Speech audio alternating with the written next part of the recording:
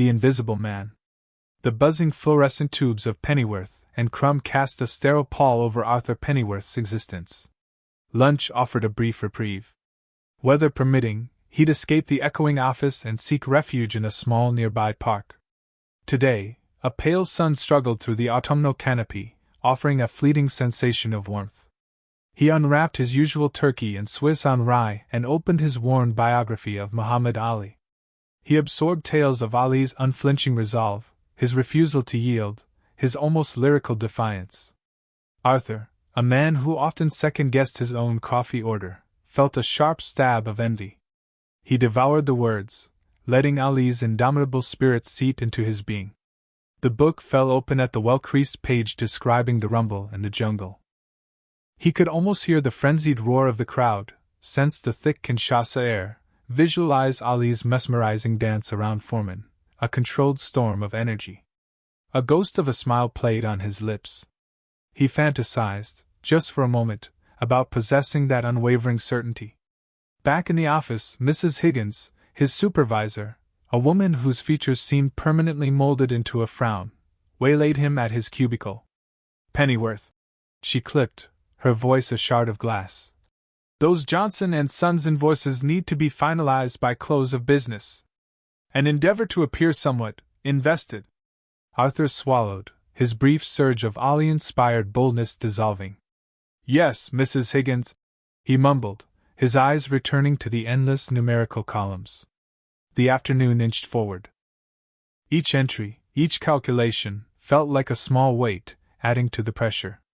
He longed for the nerve to voice his opinions, to assert himself, to be acknowledged.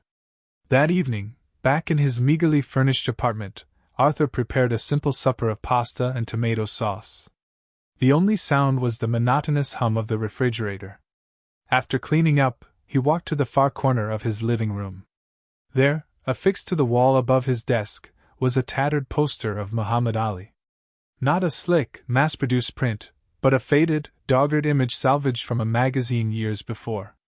Ali was captured mid-punch, his face a study in fierce focus. Arthur fixed his gaze on the poster, his mind adrift. He knew he wasn't a fighter.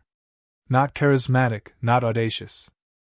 Simply Arthur Pennyworth, an accountant who felt unseen. Yet, looking at Ali, at the unshakable conviction blazing in his eyes, something flickered within him. Maybe, just maybe, even the most unremarkable individual could unearth a shard of that courage. Perhaps he could learn to command attention. He recalled Ali pointing at a fan and declaring, "You're my hero." A simple gesture that resonated deeply. He switched off the light and went to bed, the image of Ali searing in his mind. He dreamed of squared circles and cheering throngs, of standing tall and fearless. A dream, he knew. But as he drifted off, a fragile seed of hope had taken root in the quiet corner of his heart. Rumors of a champion. The aroma of burnt coffee hung thick in the air of the break room, a constant companion to the drone of the office. Arthur Pennyworth navigated between the chipped formica table and the overflowing bin, his eyes scanning for a semi-clean mug. He usually avoided the break room. The forced camaraderie felt like an exercise in transparent small talk. But the vending machine was mocking him with its "out of order" sign, leaving him caffeine-deprived and vulnerable. "Ali, no way!" Brenda from accounting squealed, her voice cutting through the general office hum. Arthur paused, mug halfway to the lukewarm tap. "Swear on my grandmother's dentures," chimed in Mark, the office loudmouth. "Reggie Miller's got him down for some charity thing. Basketball clinic, fundraising dinner, the whole shebang." Muhammad Ali. The name resonated like a distant bell. Arthur hadn't followed boxing in years, but the legend was inescapable. Ali wasn't just a boxer, he was a force, a symbol of defiance and grace. A spark, dormant for far too long, flickered within Arthur. He rinsed his mug, the water lukewarm and disappointing, and retreated to his cubicle. He pulled up the internet browser, his fingers clumsy on the keyboard. Reggie Miller Charity Event, Indianapolis. The search returned a flood of articles and press releases. Miller, it turned out, ran a foundation supporting underprivileged youth in the city. The upcoming event promised an auction, a meet and greet, and a chance to witness Ali's legendary presence.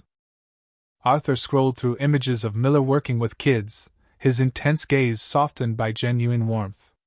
He felt a pang of something unfamiliar, admiration, perhaps, mixed with a hefty dose of inadequacy. He, Arthur Pennyworth, spent his days shuffling numbers, a ghost in a gray suit. He hadn't felt truly alive in years. The event was next Saturday. He clicked on the ticket purchase page, his heart thumping against his ribs like a trapped bird. General admission was surprisingly affordable, a calculated move by Miller to ensure broader access. A better seat, closer to the action, was significantly more expensive. Arthur hesitated. The sensible part of him, the accountant, screamed at him to save the money, to invest it, to be responsible. But then he remembered the flicker in his chest, the whisper of longing for something more. He clicked on the purchase button for the premium ticket, his hand trembling slightly. An email confirmation pinged into his inbox. For the rest of the day, Arthur found it difficult to concentrate. Numbers swam before his eyes, merging into a meaningless blur. He kept replaying snippets of Ali's interviews in his mind, his words sharp and insightful, his presence magnetic even through a pixelated screen. As he walked home, the Indianapolis sky a canvas of bruised purples and oranges, Arthur felt a strange mix of excitement and dread. He was going to meet Muhammad Ali.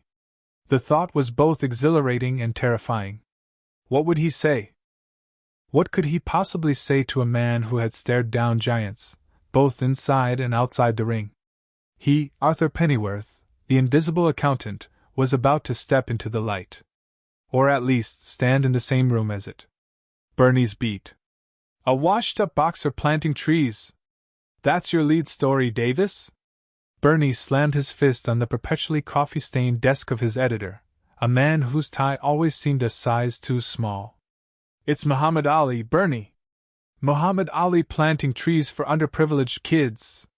Photo op gold, Mr. Henderson countered, adjusting his tie with a nervous tug. Gold? It's PR fluff. I has been trying to stay relevant. I need something with teeth, Henderson. Something real.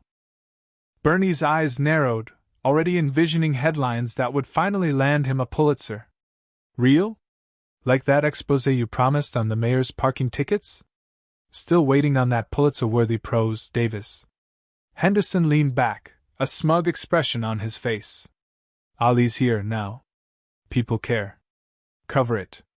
Bernie grumbled, retreating to his cubicle. He knew Henderson was right, at least partially. Ali still drew attention, even years past his prime. But Bernie wasn't interested in a feel-good puff piece. He wanted the dirt. He spent the next few hours wading through old newspaper clippings, searching for anything that could tarnish Ali's image. The draft dodging, the Nation of Islam affiliations, the controversial quotes, it was all well-trodden ground. But Bernie was convinced there was something more, something hidden beneath the carefully constructed legend. He needed a new angle, a fresh perspective.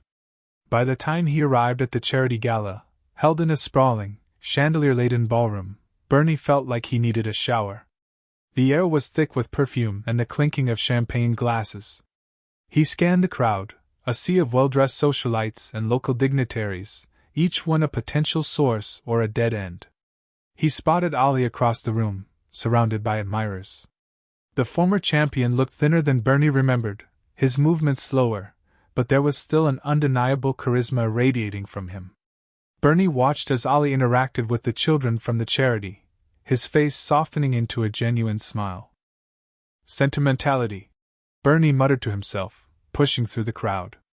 He had a job to do.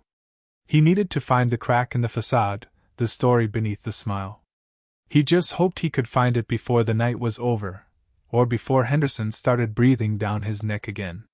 He approached, notepad in hand, ready to pounce. A hero's arrival. Arthur scrubbed his face, the skin feeling rough and unfamiliar. A second cup of lukewarm gas station coffee hadn't even dented the exhaustion clinging to him like a stubborn shadow. He felt like a deflated balloon animal, all floppy limbs and lingering squeaks. The mirror reflected a stranger, rumpled, caffeine-deprived, and acutely aware of his own ordinariness. Tonight, he was supposed to be at a charity event, rubbing elbows with the city's elite, all for the chance to see Muhammad Ali. The thought was both exhilarating and terrifying. He straightened his tie, the knot feeling like a noose of inadequacy. The grounds buzzed with an energy that made Arthur's head spin.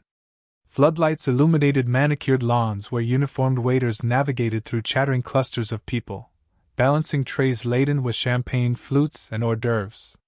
Near the entrance, Reggie Miller, looking impossibly tall and composed in a sharp suit, greeted arriving guests with a practiced smile and a firm handshake. He directed staff with subtle nods, ensuring a seamless flow of attendees towards the main tent. Arthur watched him, impressed by his effortless command. Reggie was a man who knew how to orchestrate a crowd, how to make things happen. Arthur felt a pang of envy, wishing he possessed even a fraction of that confidence.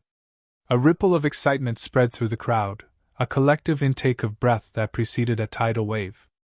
Then, the applause erupted, a thunderous ovation that shook the very foundations of the tent. Arthur craned his neck, pushing through the throng to catch a glimpse. There he was. Muhammad Ali. He moved slowly, deliberately, aided by an assistant. The years had etched lines on his face, and the vibrant energy of his youth was muted, replaced by a quiet dignity. Yet, even in his diminished physical state, Ali radiated an undeniable aura, a magnetic presence that drew all eyes to him.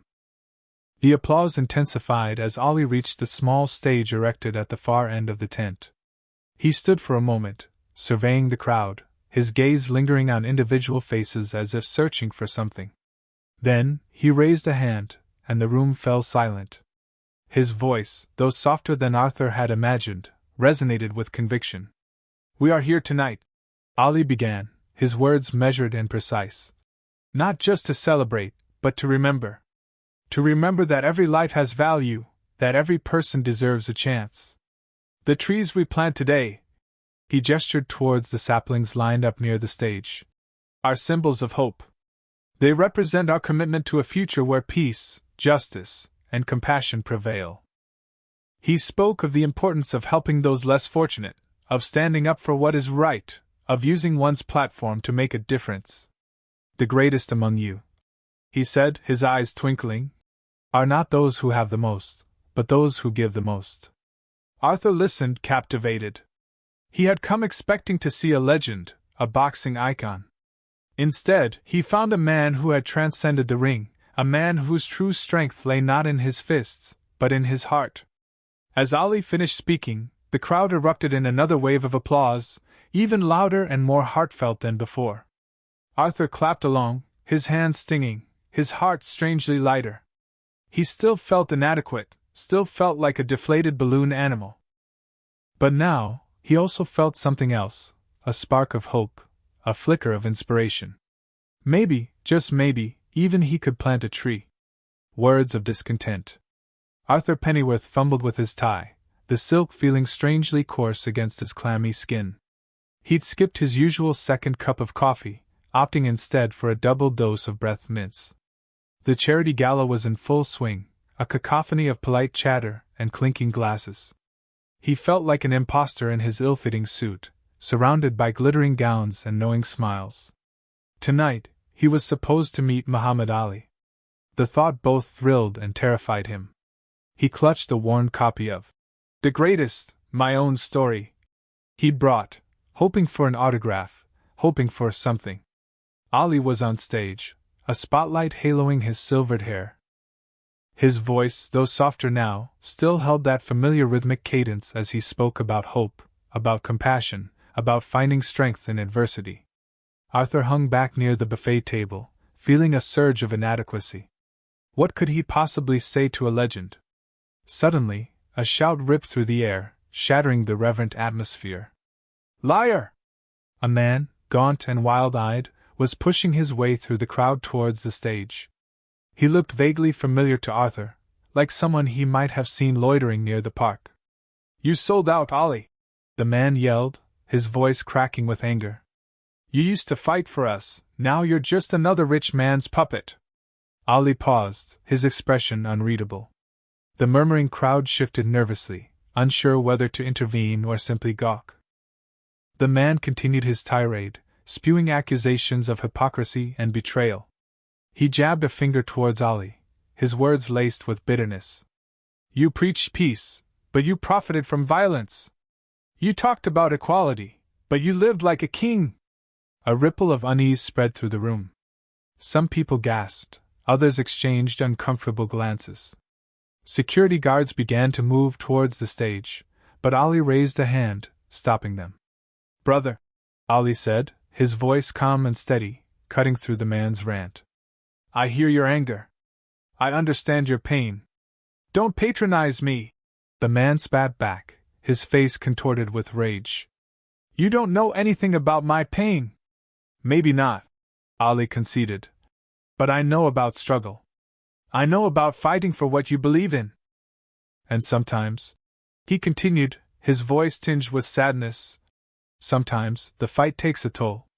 Sometimes you have to choose your battles. He stepped closer to the edge of the stage, his eyes meeting the man's. What's your name, brother? The man hesitated, his anger momentarily faltering. It doesn't matter, he mumbled.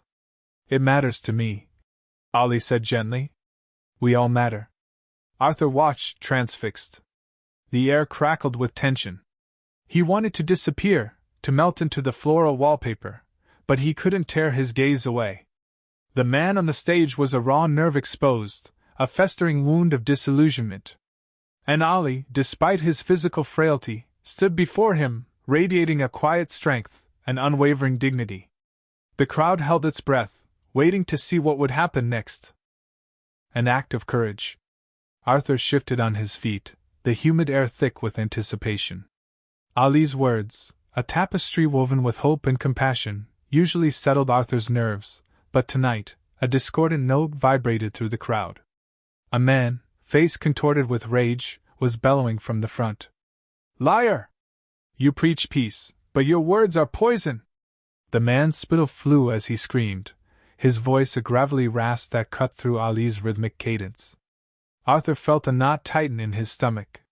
He recognized the man, a known agitator, spewing vitriol at every rally he could infiltrate. Ali, unflinching, raised a hand, silencing the murmurs rippling through the audience. Brother, Ali boomed, his voice laced with that familiar, disarming charm. Peace starts with understanding. What troubles you? The man spat on the stage. Understanding? You understand nothing. You're a fraud, exploiting people's good nature. Arthur saw the flicker of something in Ali's eyes, a momentary flash of weariness, quickly masked by his practiced composure. But it was enough. Something snapped within Arthur, a fragile thread finally giving way. He couldn't stand by and watch this spectacle unfold.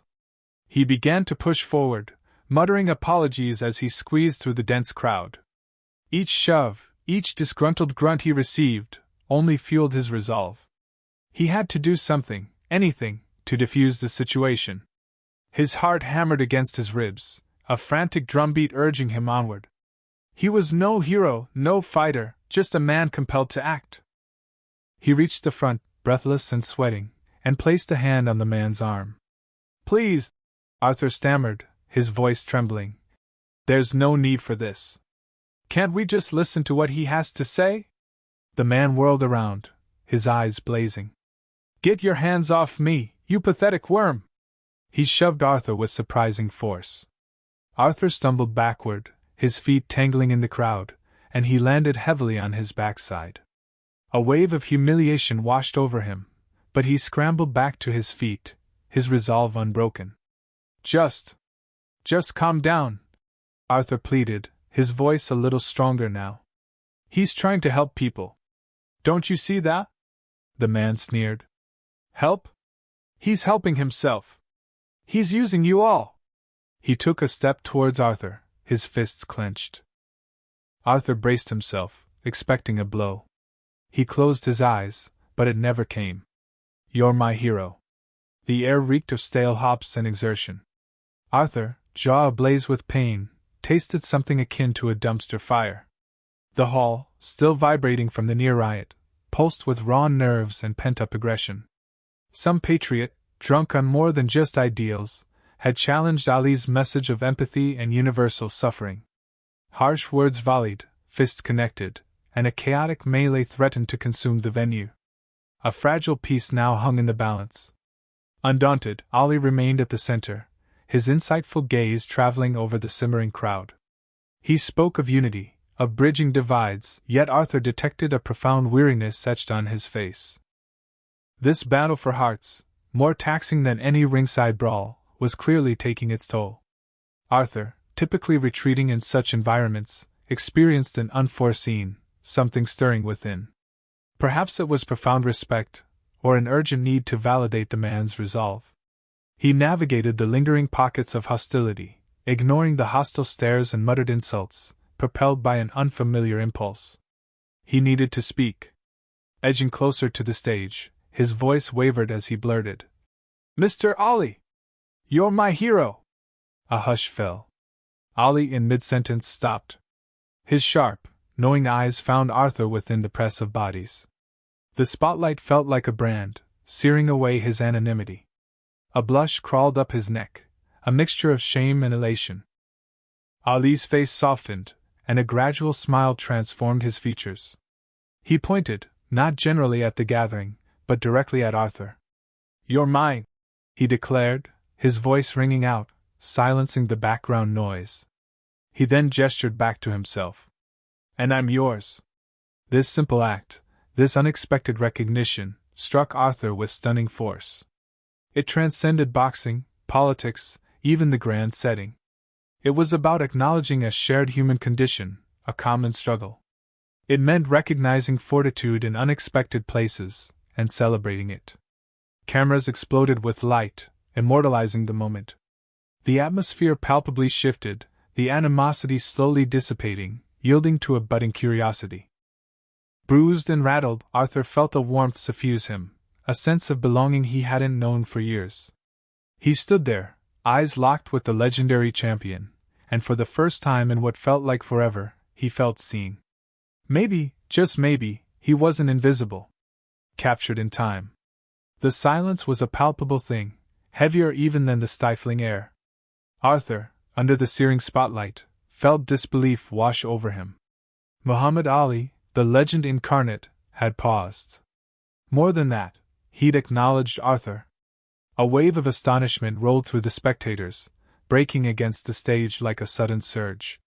Then came the strobe storm, an unrelenting burst of flashes etching the instant onto Arthur's soul. He saw the radiant smile, the mischievous spark in those famous eyes, the pointing finger singling him out. Then, the reciprocal gesture, Ali mirroring his pose, proclaiming, "You're mine!" A liberating lightness bloomed within Arthur, a shedding of unseen weights.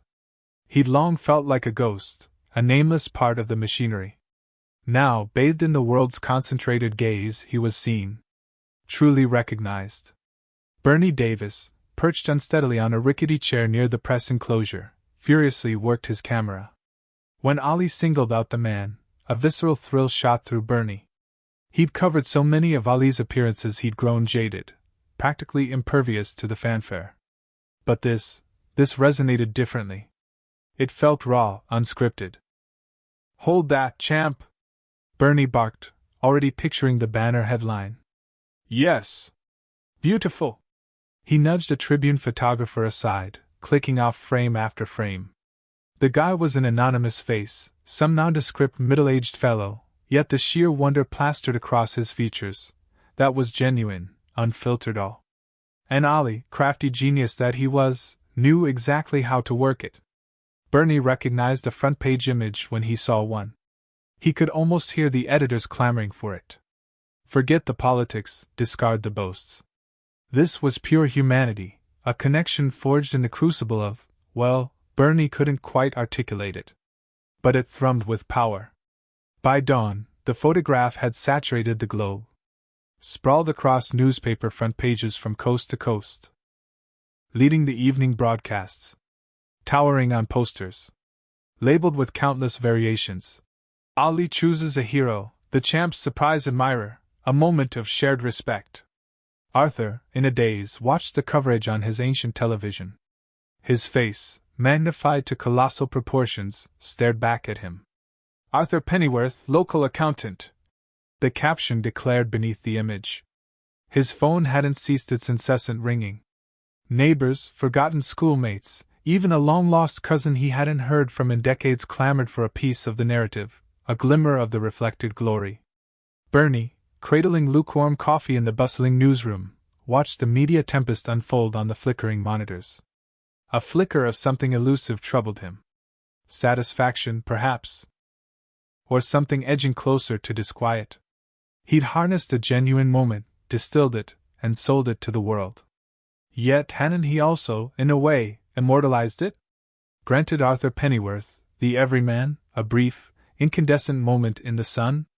The image transcended mere news. It became an emblem. A testament that valor could be found in the most unassuming forms. That even in a cacophonous, fractured world, connection remained attainable. That even a titan like Muhammad Ali could perceive something worthy of admiration in a common accountant from Chicago. And that, Bernie conceded, was a tale worth capturing. A hero within. Arthur Pennyworth peered at the newsprint image.